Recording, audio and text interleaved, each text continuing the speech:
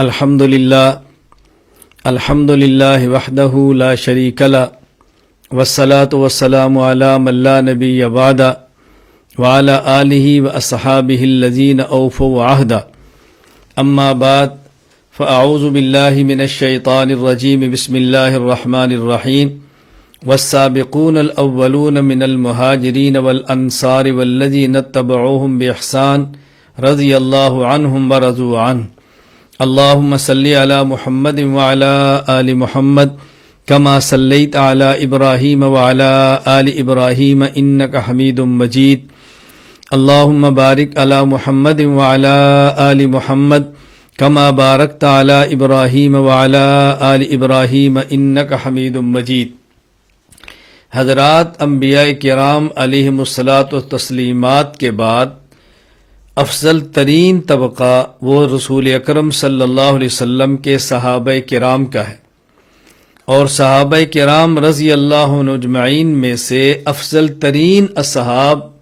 خلفۂ راشدین خلفۂ اربعہ ہیں، اور خلفۂ راشدین میں ترتیب خلافت اور ترتیب فضیلت یہ ہے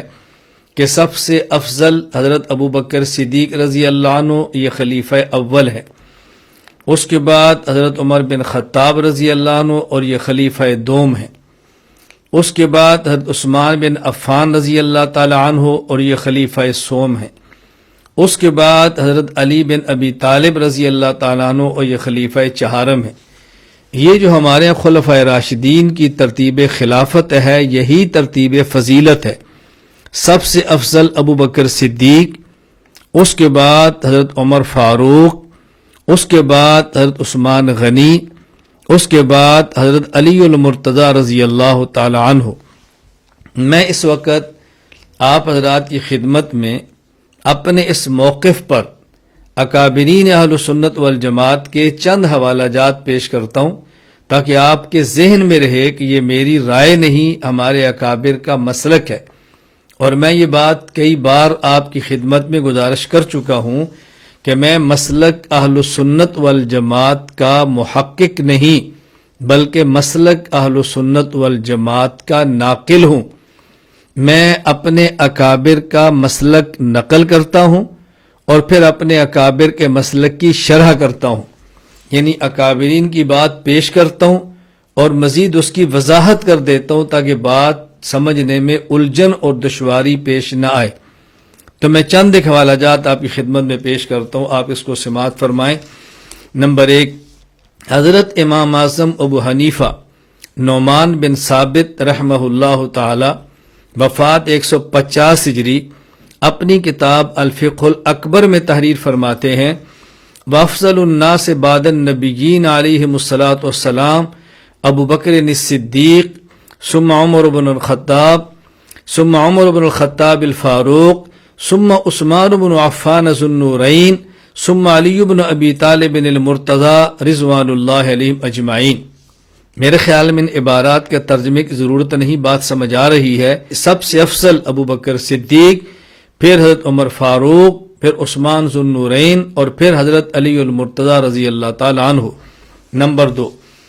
حضرت امام ابو بکر احمد بن حسین بن علی بن موسیٰ البیہقی رحمہ اللہ وفات 458 ہجری کتاب مناقب شافعی للبیہقی کے اندر فرماتے ہیں کہ حضرت امام شافعی رحمہ اللہ نے فرمایا، افضل الناس بعد رسول اللہ صلی اللہ علیہ وسلم ابو بکر ثم عمر ثم عثمان ثم علی رضوان اللہ علیہم۔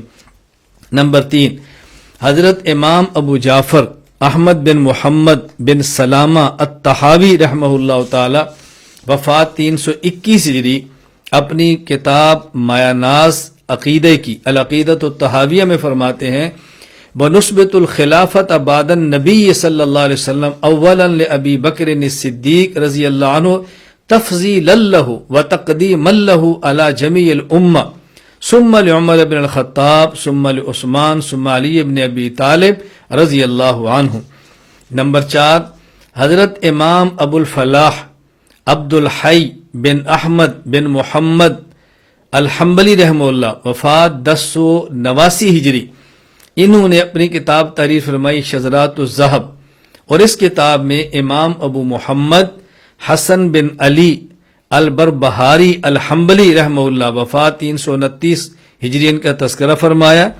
اور ان کی کتاب شرح کتاب السنہ سے چند اقتباسات نقل فرمائے، اور اس میں ان کا ایک عقیدہ یہ نقل فرمایا ہے: افضل هذه الامہ والامم کلها بعد الانبیاء صلوات اللہ علیہم ابو بکر ثم عمر ثم عثمان ثم علی شذرات الذہب۔ نمبر 5، علامہ جلال الدین عبد الرحمن بن ابو بکر السیوطی الشافعی رحمہ اللہ وفات 911 ہجری، انہوں نے تاریخ الخلفاء میں امام استاذ ابو منصور عبد القاہر بن طاہر التمیمی البغدادی رحمہ اللہ تعالی وفات 429 ہجری میں ان کے حوالے سے لکھا ہے، فرماتے ہیں: اجمع اہل السنت ان افضل الناس، اہل السنت والجماعت کا اس عقیدہ پر اجماع ہے۔ اجماع کس عقیدہ پر ہے؟ ان افضل الناس بعد رسول اللہ صلی اللہ علیہ وسلم ابو بکر ثم عمر ثم عثمان ثم علی۔ اہل السنت والجماعت کا اجماعی عقیدہ ہے کہ لوگوں میں رسول اللہ صلی اللہ علیہ وسلم کے بعد سب سے افضل ابو بکر، پھر عمر، پھر عثمان، پھر علی ہے رضی اللہ عنہ۔ نمبر 6، امام حسین بن مسعود البغدادی رحمہ اللہ وفات 510 ہجری، شرح سنہ باب الاعتصام بالکتاب والسنہ میں تحریر فرماتے ہیں: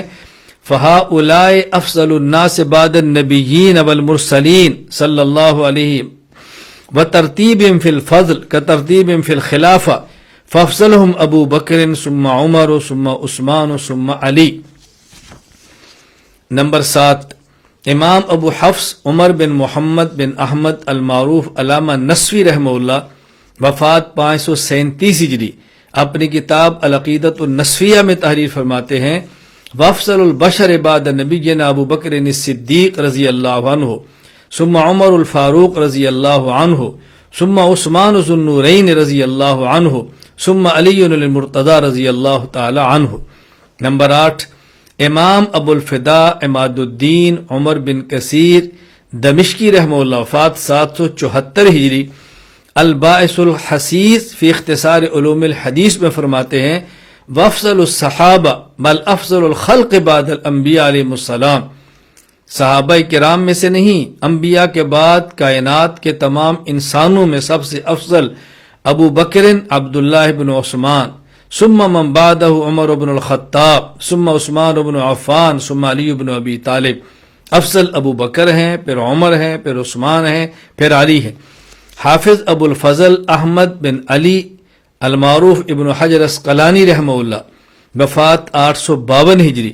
فتح الباری باب قول النبی صلی اللہ علیہ وسلم لو کنت متخذا خلیلا، اس کے اندر تحریر فرماتے ہیں: ان ترتیبہم فی الفضل کا ترتیبہم فی الخلافت رضی اللہ عنہم، حضرت ابو بکر، حضرت عمر، حضرت عثمان، علی رضی اللہ عنہم، ان چاروں کی جو ترتیب خلافت ہے وہی ترتیب فضیلت ہے، یعنی جس طرح پہلا خلیفہ ابو بکر ہیں تو سب سے افضل بھی ابو بکر ہیں، دوسرے خلیفہ عمر ہیں تو ان کے بعد افضل بھی عمر ہیں، تیسرے خلیفہ عثمان ہیں تو ان کے بعد افضل بھی عثمان ہیں، چوتھے خلیفہ علی ہیں تو ان کے بعد افضل بھی وہی ہیں رضی اللہ عنہ۔